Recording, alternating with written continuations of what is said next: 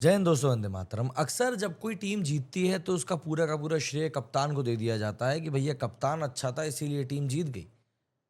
लेकिन देखिए, इस बार सनराइजर्स हैदराबाद उसी चीज का एक अपवाद बन रही है। दरअसल पैट कमिंस इस टीम के कप्तान हैं, जो कि ऑब्वियस सी बात है, वर्ल्ड कप विनिंग कैप्टन है तो अच्छे ही हैं। और अगर हम टीम को कागज पर देखें तो चाहे ट्रेविस हेड, अभिषेक शर्मा की बात कर लीजिए, फिर ईशान किशन आ जाते हैं, उसके बाद नीतीश कुमार रेड्डी आ जाते हैं, क्लासिन भी इसी टीम में है। तो ये कुछ ऐसी बैटिंग लाइनअप दिखाई देती है जो कि मैदान पर उतरेगी तो हर मैच में 300 रन ही बनाएगी। लेकिन पहले मैच को अगर हम लोग स्कीम से बाहर कर दें तो आलम यह है कि सनराइजर्स हैदराबाद लगातार एक के बाद एक मैच अपने ही घर में हार रही है।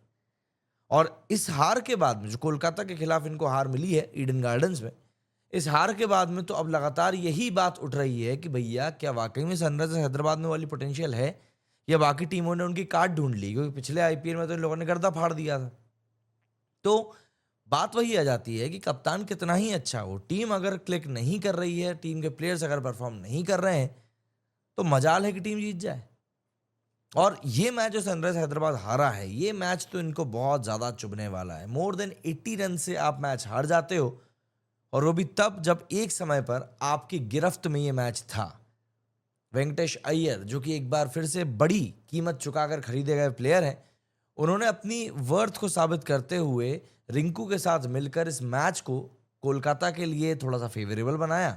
और बाद में पूरा का पूरा जादू जो है वो कोलकाता के बॉलर्स ने कर ही दिया। चाहे आप वैभव अरोड़ा की बात कर लें या फिर चक्रवर्ती की बात कर लें, जिस तरीके से इन दोनों ने बॉलिंग करी, हैदराबाद के बैट्समैन के पास में कोई जवाब ही नहीं था।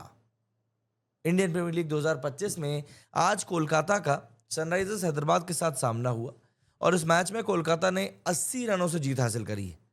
हैदराबाद को जीत के लिए 201 रनों का एक मैं कहूँगा कॉम्पिटिटिव टोटल मिला था, लेकिन उसकी पूरी टीम 120 रनों पर ही ढेर हो गई।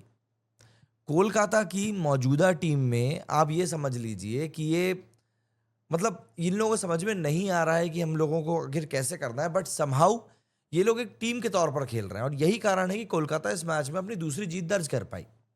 जबकि हैदराबाद ने इससे पहले कोलकाता ने राजस्थान रॉयल्स को भी पराजित किया था, जबकि रॉयल चैलेंजर्स बेंगलुरु और मुंबई के खिलाफ इनको हार का सामना करना पड़ा था। उधर हैदराबाद ने राजस्थान के खिलाफ शुरुआती मैच में जीत हासिल करी थी, लेकिन उसके बाद Lucknow super giants, Delhi Capitals के खिलाफ ये लोग मुकाबला गंवा चुके थे, और इनको एक और हार मिली। मतलब 4 में से 3 मैच जो है अब हैदराबाद हार चुकी है। एंड ऑब्वियस सी बात है, अब आप इसको शुरुआती फेज नहीं कहेंगे। अब 4 मैच आप खेल चुके हैं, 3 मैच आप हार चुके हैं, तो ऑब्वियस सी बात है, प्रेशर माउंट होना अब शुरू हो चुका है। टारगेट का पीछा करते हुए सनराइजर्स हैदराबाद की शुरुआत बेहद खराब रही, और उसने पावर प्ले के अंदर ही 3 विकेट खो दिए। पहले ओवर में इम्पैक्ट सब्स्टिट्यूट के तौर पर आए ट्रेविस हेड 4 रन पर आउट हुए, और कोलकाता के इम्पैक्ट सब वैभव अरोड़ा ने ही उनको चलता किया। फिर अगले ओवर में अभिषेक शर्मा 2 रन पर आउट हुए हर्षित राणा के ओवर में। इसके बाद वैभव अरोड़ा ने अपने दूसरे ओवर में ईशान किशन को भी चलता कर दिया, और ऐसा करके हैदराबाद को एक तरीके से बहुत बड़ी मुश्किल में डाल दिया था। नीतीश कुमार रेड्डी से एक बड़ी इनिंग्स की उम्मीद थे, पर उन्होंने भी मतलब धोखा ही दिया, 19 रन पर आउट हो गए। लेकिन आंद्रे रसेल ने उन्हें मतलब आज जो बॉल करी थी ना, वो बॉल वाकई में अच्छी थी। वहीं डेब्यूटेंट खिलाड़ी कामिंदु मेंडिस ने 27 रन बनाकर कुछ अच्छे शॉट जरूर मारे, लेकिन सुनील नारायण की फिरकी में फंसकर उनकी पारी भी मतलब बुरी तरह खत्म हुई। फिर अनिकेत वर्मा 6 रन बनाकर आउट हुए, वरुण चक्रवर्ती ने उनका विकेट निकाला। अनिकेत के आउट होने के टाइम पर सनराइजर्स हैदराबाद का जो स्कोर था वो 6 विकेट पर 75 रन हो चुका था। टीम की सबसे बड़ी उम्मीद हेनरिक क्लासीन को वैभव अरोड़ा ने आउट किया, जिसके बाद सनराइजर्स हैदराबाद की जो उम्मीदें बची कुची भी थी वो पूरी तरीके से खत्म हो गई। पैट कमिंस, सिमरजीत सिंह और हर्षल पटेल आउट होने वाले आखिरी 3 बल्लेबाज रहे। कमिंस और सिमरनजीत को वरुण चक्रवर्ती ने चलता किया, जबकि हर्षल को आंद्रे रसेल ने अपना मतलब रास्ता दिखाया कि भाई साहब वहां है रास्ता, आप जा सकते हैं। मुकाबले में कोलकाता नाइट राइडर्स ने पहले टॉस हारा था, और उनको बैटिंग करने के लिए बुलाया गया था। 6 विकेट पर उन्होंने 201 रन का टारगेट सेट किया था। वैसे बात करें तो कोलकाता की शुरुआत भी अच्छी नहीं रही थी, और उन्होंने दूसरे ही ओवर में विकेटकीपर बैट्समैन क्विंटन डिकॉक का विकेट 1 रन पर गंवा दिया था, जो कि पैट कमिंस की बॉल पर मतलब चलते बने थे। इसके बाद अगले ही ओवर में दूसरे ओपनर सुनील नारायण को भी मोहम्मद शमी ने चलता कर दिया। इसके बाद अंकुश रघुवंशी और कप्तान अजिंक्य रहाणे ने मिलकर तीसरे विकेट के लिए 81 रन की एक पार्टनरशिप करी। केकेआर को एक तरीके से एक बेस दिया। जिशन अंसारी ने अजिंक्य रहाणे को आउट करके इस बेहतरीन पार्टनरशिप को तोड़ा था। रहाणे ने अपनी इनिंग्स में 4 छक्के और 1 चौके की मदद से 27 बॉलों पर 38 रन बनाए थे। रहाणे के आउट होने कुछ देर बाद ही अंकुश रघुवंशी ने 30 बॉलों पर 50 पूरी करी। हालांकि रघुवंशी 50 जड़ने के तुरंत बाद ही आउट हो गए। रघुवंशी को डेब्यूटेंट खिलाड़ी कमिंदु मेंडिस ने आउट किया था। रघुवंशी 32 बॉलों पर 50 रन बनाकर आउट हुए, जिसमें कि 5 चौके और 2 छक्के थे। रघुवंशी के आउट होने के समय पर केकेआर का स्कोर 4 विकेट पर 106 रन हो चुका था और यहाँ से वेंकटेश अय्यर और रिंकू सिंह ने 41 बॉलों पर 91 रन की एक बहुत ही बेहतरीन और तूफानी पार्टनरशिप करी और कोलकाता नाइट राइडर्स को बड़े स्कोर तक पहुंचाने में एक वाइटल रोल प्ले किया। वेंकटेश अय्यर जो कि अभी तक फ्लॉप चल रहे थे, उन्होंने तो महज 29 बॉलों पर ही 60 रन बना दिए, जिसमें कि 7 चौके और 3 छक्के शामिल थे। वेंकटेश ने इस दौरान 25 बॉलों पर ही 50 पूरी कर ली थी। वेंकटेश को आखिरी ओवर में हर्षल पटेल ने चलता किया। आखिरी ओवर में आंद्रे रसेल भी रन आउट हुए और सनराइजर्स हैदराबाद के लिए पैट कमिंस, मोहम्मद शमी, कमिंदु मेंडिस और हर्षल पटेल ने एक एक विकेट निकाला। हैदराबाद ने श्रीलंकाई ऑलराउंडर कमिंदु मेंडिस को अपनी प्लेइंग 11 में शामिल किया था। कमिंदु का आईपीएल में ये डेब्यू मुकाबला रहा। तेज गेंदबाज सिमरजीत सिंह की भी प्लेइंग 11 में वापसी हुई। ट्रेविस हेड को बतौर यहाँ पर इम्पैक्ट सब्स्टिट्यूट के तौर पर खेल में उतारा गया। दूसरी ओर कोलकाता ने अपनी प्लेइंग 11 में स्पेंसर जॉनसन की जगह पर ऑलराउंडर मोइन अली को शामिल किया था।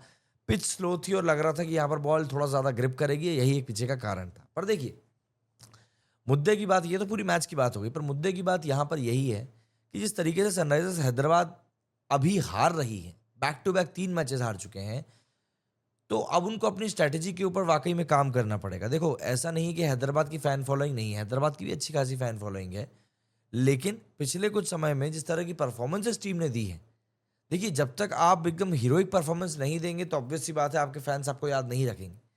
चेन्नई, मुंबई, आरसीबी की जो फैन फॉलोइंग इतनी तगड़ी है, वो सिर्फ इन हीरोइक्स की वजह से ही है। आरसीबी ने हालांकि कोई ट्रॉफी नहीं जीती है, बट स्टिल उन लोगों ने ऐसे मूवमेंट्स दिए हैं अपने फैंस को कि लोग उनके फैन हुए हैं। भाई, उन्होंने जो हाई स्कोर बनाया था आईपीएल में, वो मतलब मोर देन 8 ईयर्स तक स्टैंड आउट रहा था। बात यह है कि यहाँ पर वाकई में हैदराबाद की टीम के मैनेजमेंट को कुछ बातों को समझना पड़ेगा और उसी तरीके से इम्प्लीमेंटेशन करना पड़ेगा कि भैया आखिर हम लोगों को किस तरीके से मतलब पार पाना है। आप समझिए इस बात को, क्योंकि टीमें जो है बस इसी बात के फेर में फंस जा रही हैं और वहाँ से चक्कर निकल नहीं पा रहा। भाई, वेंकटेश अय्यर के ऊपर उंगलियां उठ रही थी कि भैया ये मेरा बंदा ही बहुत महंगा खरीदा गया, देखो परफॉर्म ही नहीं कर रहा, जबकि लास्ट ईयर इस बंदे ने खूब ताबड़तोड़ परफॉर्म किया था। और अब देखिए, फाइनली जब मैच आया और बंदे को मौका मिला तो बंदे ने परफॉर्म करके भी दिखाया। और आज की जो पारी थी वो तो अंडर प्रेशर थी, क्योंकि एक समय पर वेंकटेश अय्यर जो थे वो कुछ 17 बॉलों पे बहुत ही 20-21 रन बनाकर खेल रहे थे, बट उन्होंने उसके बाद की कुछ 8-10 बॉलों पर ही अपनी हाफ सेंचुरी पूरी कर ली थी। तो जब एक प्लेयर को पता होता है कि उसका खुद का कैलिबर क्या है, तो वो अपनी स्किल के ऊपर बहुत ट्रस्ट करता है और यहाँ पर यही चीज़ हुई। एंड इवेंचुअली हम ये बोल सकते हैं कि टीम को जो जीत मिली है वो एक कलेक्टिव एफर्ट थी। Collective effort in the sense कि हर एक खिलाड़ी ने यहाँ पर अपना एफर्ट दिया, चाहे बैटिंग से हो, चाहे बॉलिंग से हो, चाहे फील्डिंग से हो, हर एक खिलाड़ी ने यहाँ पर एफर्ट दिया। और केकेआर जो कि लास्ट ये सीज़न को जीती थी, उनको भी कहीं ना कहीं एक रिलीफ मिली होगी कि दूसरी जीत उनकी बेल्ट के नीचे आई, क्योंकि अजिंक्य रहाणे उनके भी नए कप्तान के तौर पर खेल रहे हैं। पहले लग रहा था कि वेंकटेश अय्यर कप्तान बनेंगे, बट वो भी नहीं हुआ। अब आप मुझे बताइए कि आपका इस बैच के बारे में क्या कुछ कहना है। मेरे इस वीडियो में फिलहाल इतना ही। जय हिंद, जय भारत।